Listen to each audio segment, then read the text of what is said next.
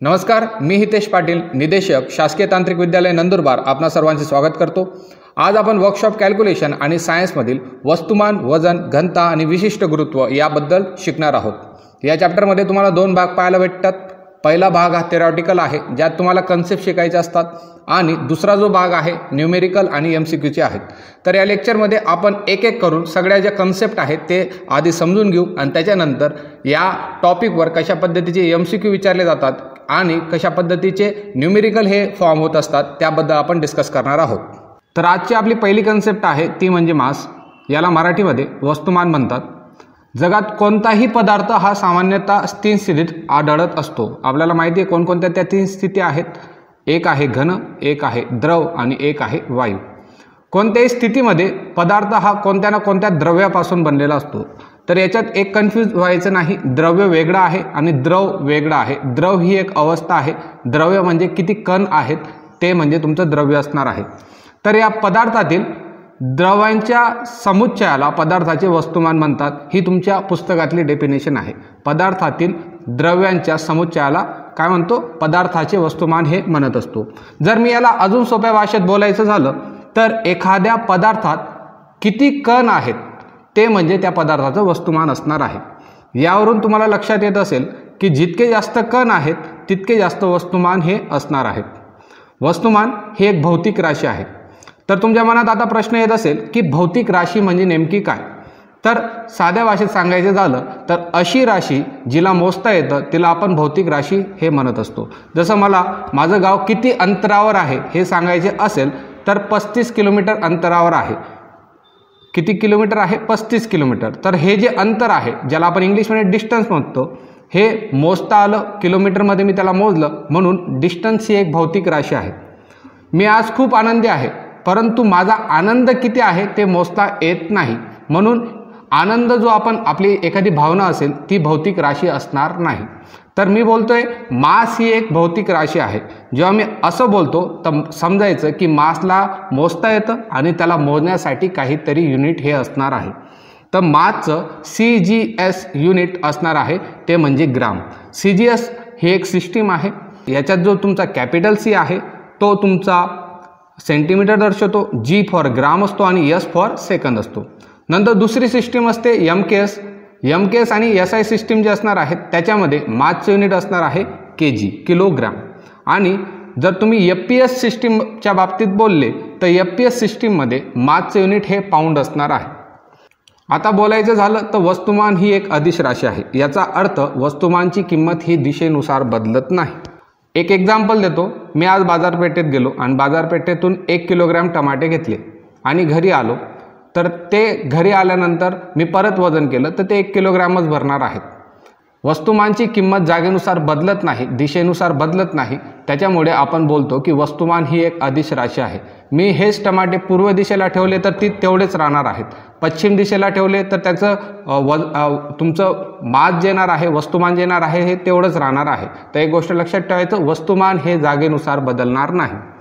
तुम्ही एक सफरचंद घेतला, त्याला पृथ्वीवर घेतला तो तुमचा 200 ग्रॅमचा भरत असेल, तोच सफरचंद जर तुम्ही चंद्रावर घेऊन गेले तर त्याचं वस्तुमान बदलणार नाही, तो तिथं 200 ग्रॅमचाच भरेल। याच्यामध्ये जो फरक येणार आहे तो वजनच्या कन्सेप्टमध्ये आपण शिकणारच आहोत। तर वजनची कन्सेप्ट काय आहे? वजनला आपण इंग्लिशमध्ये वेट हा म्हणत असतो। वजनला आपण इंग्लिशमध्ये वेट म्हणतो। कोणताही पदार्थ आपण वर फेकला तर तो खाली येतो, हे सर्वांना माहिती आहे की एखादा पदार्थ आपण वरती फेकला तर तो खाली येणार आहे। कशामुळे येतो? याचं उत्तर आहे पृथ्वीवर गुरुत्वीय बल कार्यरत असतं। पृथ्वी कोणत्याही वस्तूला स्वतःकडे ओढत असते। एखाद्या पदार्थावर गुरुत्वाकर्षणाने लागणारे जे गुरुत्वीय बल म्हणजेच त्या पदार्थाचे वजन असते। याचे सूत्र आपण जर पाहिले तर W म्हणजे weight is equal to mass into G। Okay, याच्यामध्ये जो M आहे ते तुमचं वस्तुमान आहे आणि G म्हणजे तुमचं काय असणार आहे? गुरुत्वीय त्वरण असणार आहे। आता जर आपण याचे युनिट पाहिले तर मासचे युनिट, आता आपण वरती शिकलो की मासचे युनिट काय आहे? kg आहे। गुरुत्वीय त्वरण काय असतं? गुरुत्वीय त्वरण असं दुसरं काही विचित्र काही गोष्ट नाही।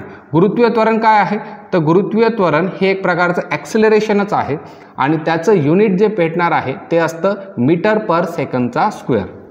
जर तुम्ही या दोघांना जोडले तर काय बनतं unit? Kilogram metre per second square. आता प्रत्येक वेळेस तुम्ही kilogram metre per second square लिहिणार आहात का? तर नाही. तर हे जे तुम्हाला पूर्ण एक क्वांटिटी दिसते kilogram metre per second square, याला आपण न्यूटन म्हणून संबोधत असतो. न्यूटन का संबोधतो? कारण की न्यूटनने आपल्याला लॉज दिले, न्यूटनने गुरुत्वाकर्षणबद्दल जे गोष्टी मांडल्या त्याच्या स्मरणार्थ आपण न्यूटन हे युनिट आपण फोर्सला देतो. आणि वेट हा एक सुद्धा तुमचा फोर्सच आहे, तर त्याला आपण न्यूटन म्हणून संबोधत असतो. आता तुम्ही फॉर्म्युल्याकडे जर पाहिलं तर वेट जे आहे ते दोन गोष्टींवर डिपेंड असताना दिसतं. एक म्हणजे तुमचं मास आणि दुसरं म्हणजे तुमचं गुरुत्वीय त्वरण. गुरुत्वीय त्वरणबद्दल तुम्हाला एक गोष्ट सांगतो, ते म्हणजे गुरुत्वीय त्वरण हे जागेनुसार बदलत असते. गुरुत्वीय त्वरण जर तुम्ही उंचीवर गेले तर गुरुत्वीय त्वरण तुम्हाला वेगळं दिसेल. जर तुम्ही पृथ्वीच्या खोलात गेले तर गुरुत्वीय त्वरण हे वेगळं दिसणार आहे. पृथ्वीच्या ध्रुवावर गुरुत्वीय त्वरण हे वेगळं असणार आहे आणि विषुववृत्तावर सुद्धा ते वेगळं असणार आहे. मग जीची जी किंमत आहे, जीची जी व्हॅल्यू आहे ती बदलत असणार आहे.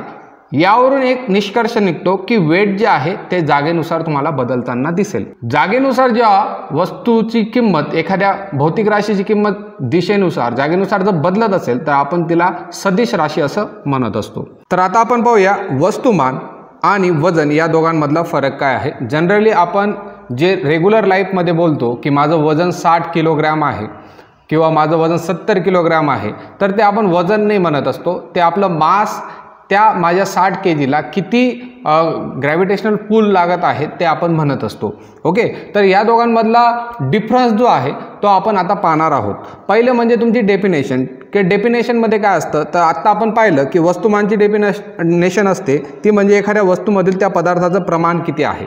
वजनची डेफिनेशन काय आहे, गुरुत्वाकर्षणामुळे वस्तूवर जे कार्य करणारे बल असणार आहे ते तुमचं वेट येणार आहे. एकदम सिंपल आहे. नंतर दुसरा पॉईंट जर आपण पाहिला तर सदिश आणि अदिश राशींबद्दल असतो.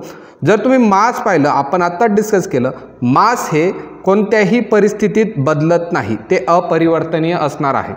परंतु जर तुम्ही वजन पाहिलं तर ते वजन हे गुरुत्वाकर्षणावर हे अवलंबून असणार आहे. ज्या ठिकाणी गुरुत्वाकर्षण जास्त त्या ठिकाणी तुमचं वजन जे आहे ते जास्त भरेल, ज्या ठिकाणी गुरुत्वाकर्षण कमी त्या ठिकाणी तुमचं वजन हे कमी भरणार आहे. म्हणजे वजन हे तुमची सदिश राशी असणार आहे. जर तुम्ही त्याचं युनिट पाहिलं तर वजन जे मास असणार आहे त्याचं जे युनिट असेल ते तुमचं केजी असेल, किलोग्राम असेल, काही ठिकाणी ग्रॅम असेल, आणि आपण पाऊंडसुद्धा एक युनिट पाहिलेलं आहे जे वस्तुमानाचं युनिट आहे. वजनाचं युनिट पाहिलं तर वजनाचं युनिट असणार आहे न्यूटन. आता इथं टायपिंग मिस्टेक जरी असली तर न्यूटन म्हणजे kilogram metre per second square असणार आहे. इथं टायपिंग मिस्टेक आहे. ओके, नंतर तुम्ही जर पुढचा पॉईंट त्याचा डिफरन्सवाला पाहिला तर कोणत्याही ग्रहावर किंवा ठिकाणी वस्तुमान हे समान राहते. तुम्ही वस्तुमान जर पाहिलं तर पृथ्वीवर जे 60 kg वस्तुमान आहे तेच तुम्हाला चंद्रावर तेवढंच पाहायला भेटेल, कारण की कणांची संख्या जी आहे ती बदलणार नाही, ते अपरिवर्तनीय आहे. परंतु वजनाच्या बाबतीत तसं होणार नाही. वजन हे गुरुत्वाकर्षणाची जी तीव्रता आहे तिच्यानुसार बदलत असते, म्हणजे गुरुत्वाकर्षणाच्या तीव्रतेनुसार वजन हे बदलणार आहे. सूत्र जर पाहिलं तर वस्तुमानाचं सूत्र वजन छेद जी दिलेलं आहे. ओके, गुरुत्वीय त्वरण जे असणार आहे, आता आपण W=mg हा फॉर्म्युला पाहिला, त्याच फॉर्म्युल्यावरून हा फॉर्म्युला डिराईव्ह केलेला आहे. वजन पाहिलं तर W=m×g आणि जीचं जे मूल्य असणार आहे, गुरुत्वीय त्वरणचं जे मूल्य असणार आहे पृथ्वीवर ते असणार आहे 9.81 मीटर पर सेकंड स्क्वेअर पृथ्वीवर असणार आहे. कॅल्क्युलेशनच्या वेळेस जेव्हा आपण न्यूमेरिकल कॅल्क्युलेशन घेऊ, जर एक गोष्ट लक्षात ठेवायची, जर तुम्हाला एक्झाम्पलमध्ये गुरुत्वीय त्वरण दिलेलं असेल ना, तर आपल्याला जे एक्झाम्पलमध्ये जे गुरुत्वीय त्वरण असेल ते आपल्याला सोडवताना घ्यायचं आहे. जर गुरुत्वीय त्वरण दिलं नसेल तर आपण त्याची किंमत ही 10 मानू शकतो. किती मानू शकतो? 10 ही मानू शकतो आपल्या सोयीसाठी.